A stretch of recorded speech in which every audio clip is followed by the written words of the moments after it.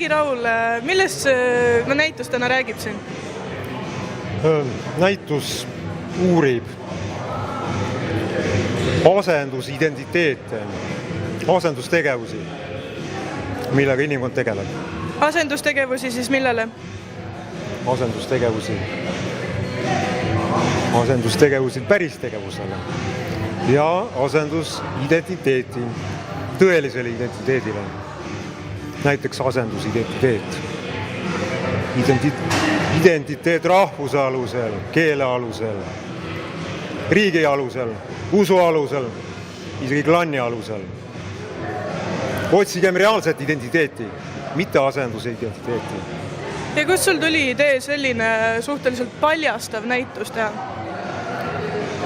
Ma võin enda seda lubada, sest minu seisund ühiskonnas on täiesti unikaalne.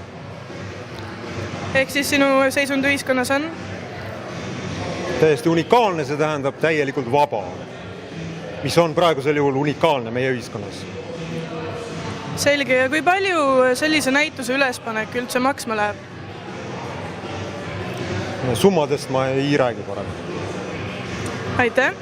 Ja mul on nüüd üks selline küsimus, et tänapäeval on ju noored käivad väga palju internetis ja internetis liigub ka tohutult palju kunsti ja sellise kunstiliigi võiks vabalt tituleerida minu jaoks näiteks Tumblri kunsti alla, et seda saab ju igalt poolt kätte, mis sina sellest arvad?